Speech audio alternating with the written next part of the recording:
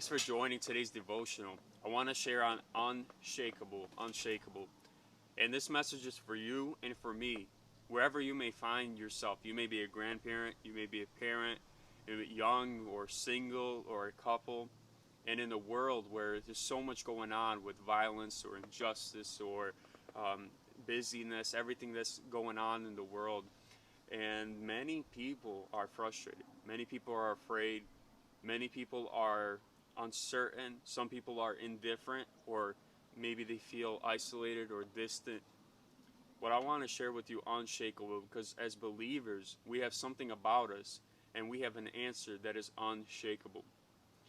And I want you to think about, when we think about Sunday's message that Pastor Tom shared, he shared that the church is on the move. The church is on the move. And the church, when you think of it, who is the church? Well, we would say we are the church as believers, right? Well, that's right. And as believers, when you think about the Lord building his church, what comes to your mind when I say that the Lord is building his church? Well, for me, oftentimes, I think of great men and women of God. You would think of warriors, right? Well, if you look at the church, who does the church consist of? Well, I look and I see people, there may be nurses, there may be parents, there may be mechanics or gas station workers, whatever it may be. Maybe you work for the bank. Those are the people that are the church. And it's not that their profession is the church. I'm saying that those are the people, that's what they do, and they're the church, right? And so my point is that you don't necessarily, that when you see the church, it's not necessarily warriors that you think of, or that you may think of, that I think of when I think of the Lord building his church. But you see, as believers, it's exactly people like yourself and myself that the Lord uses to build his church, whoever is available for him to use. And as we think about that the church is on the move, I want to share something from Hebrews chapter 12, and it just helped me align the message from our pastor, Church is on the Move. When I heard Pastor Bernard Evans, whom you may be familiar with, he also shared on this passage. And we know Hebrews 12. It says, "Therefore, since we are surrounded by so great a cloud of witnesses, let us also lay aside every weight and sin which clings so closely, and let us run with endurance the race that is set before us." Hey, we're moving forward, right? What was Pastor Tom's message? The church is on the move. Let's run with endurance. Well, I want to help you understand it, because you may be in a spot where a lot of things seem shakable and a lot of things seem uncertain. And how can a normal person, how can a gas station worker, how can a IT technician or someone like that, how can those people be the ones that God wants to use to further his kingdom? Well, if you look at Hebrews, the writer of Hebrews is writing to a people who were persecuted. And when the pressure began coming on them, they began to look back to the things that are old. That even though Christ fulfilled the law, they began to look backwards. And the writer of Hebrews reminded them, he says, listen, we walk by faith. That since we are surrounded by so great a cloud of witnesses, people that trusted God, these great men and women of God that we think of, they're just normal people who said yes to the Lord. And so when we think of that, and when we think of the church is on the move, I want to remind us, I want to help us understand that how we as believers, as normal people, right, in your mind or in my mind, that it's us that the Lord wants to use. Well, I want to remind us of this. And starting in chapter 12, verse 18, it says, "For you have not come to what may be touched, a blazing fire and darkness and gloom and a tempest, and a sound of a trumpet and a voice whose words made the hearers beg that no further messages be spoken to them." All right, you may not have caught all of that. Let me explain that to you. The writer of Hebrews is writing to these people who may have been looking back to some history, may have been looking back, and oftentimes we find ourselves that when pressure comes on us, it's often easier to look backward than it is forward. But if we're not to press on, we have to recognize what's forward, and we have to set our eyes on what's ahead, right? And so he says, you have not come to. So, right? So they've come somewhere. And he says, you have not come to that which is maybe touched. And this is referencing the Mount Sinai. When the Lord gave them commandments, he came down in his presence on the mountain and he showed this glory. And the mountain began shaking. And the people said, Moses, you talk to God. We're so afraid. You talk to him, and then you tell us what he said. And the writer of Hebrews reminds them, as they look backward, hey, you did not come to that. But watch, this is what he says. He says, but you have come, right? Verse 22, I skipped a verse. But you have come to Mount Zion, and to the city of the living God, the heavenly Jerusalem, and to innumerable angels in festal gathering, and to the assembly of the firstborn who are enrolled in heaven, and to God, the judge of all, and to the spirits of the righteous made perfect, and to Jesus, the mediator of a new covenant, and to the sprinkled blood that speaks a better word than the blood of Abel. Well, let's go over that for a second, because that was a lot. He says, you have not come to Mount Sinai, right, where the law and the demonstration of the power and the glory and the holiness of God was, and that the people were so afraid. But he says, you have come to Mount Zion. He reminds them, this is what you've come to, faith in Jesus Christ.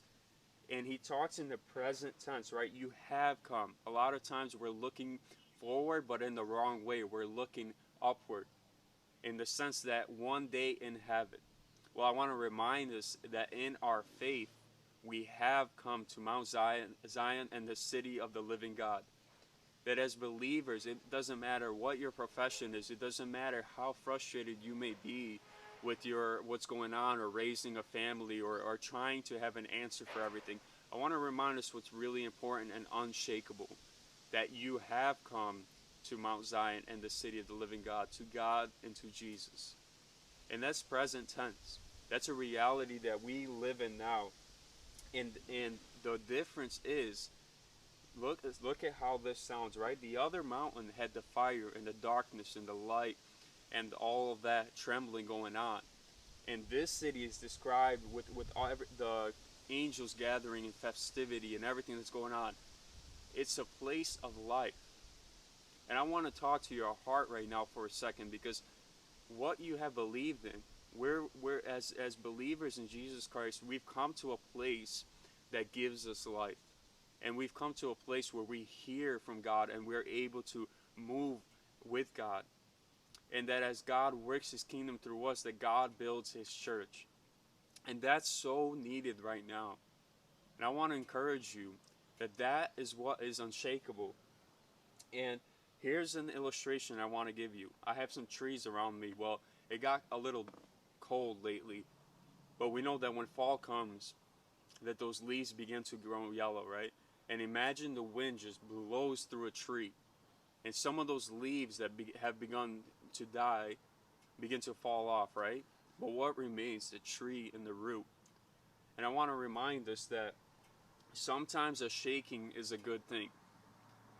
That sometimes it's in the shaking that what we thought wasn't so important, that what we were feeding with our life, that what we had around us, clothed in us, was taken away, right, by the shaking. And what's revealed is the root of the tree, and the very place that the root gives life for the tree. And I want to remind us that as believers, and this spoke to me so much, that sometimes even what we think is important needs to be shaken, so that we can be clothed with God, and we could be reminded what's truly important. Right, the very next book in my Bible, if you turn the page, it says in James, count it all joy when you fall into various trials, knowing that the testing of your faith produces steadfastness. Well, steadfastness is not like a lounging on the couch or something inactive. Steadfastness is if you were heading somewhere, and thinking about the writer of Hebrews, what he was speaking to the people is, you're headed somewhere, right? And so when we think of the book of James, it says produces steadfastness. He says, you have not come to that which can be touched, the natural, the things that were made, but you have come to those things that are more important. You have come to a mountain of life. You have come to a city of life. And in all of that, the source of all that is God. And you have come to receive. That's where we get our strength. That's where we get our life. That's how the Lord builds His church. He takes people like you and I who seem on the outside ordinary, that all this natural things about us. But on the inside, it's faith that works. And it works in us and through us. And that's why it wraps up and it says, therefore, let us be grateful for receiving a kingdom that cannot be shaken. And thus, let us offer to God an acceptable worship with reverence and awe, for our God is a consuming fire. I want to encourage you and remind you of what's important, what's unshakable about us. And I'm so grateful for a kingdom that's unshakable. You know, the church doors may close. You know, in many places of the country, that they have been closed for a bit. I say that by building, right? When you think of a building, there are many things in life that aren't permanent. Even your job, or your you know, whatever you built, your career or your finances, all of that can actually be shaken, right? And we trust the Lord for provision, and we hope that to live in peace, and we hope to live in the blessing and everything like that. But I want to remind us that our hope is in what keeps us going, what helps us to be a church on the move, is that we have a kingdom that's unshakable. And you may be a gas station worker, you may be a nurse, you may be a grandparent, you may be whatever you may be. But what makes you effective is believing in the Lord Jesus and allowing His unshakable kingdom, staying focused. And so when that pressure comes, don't look backwards, but look forward to what God has for you and for me. I want to encourage you with that, and I want to thank you for joining us today. God bless you.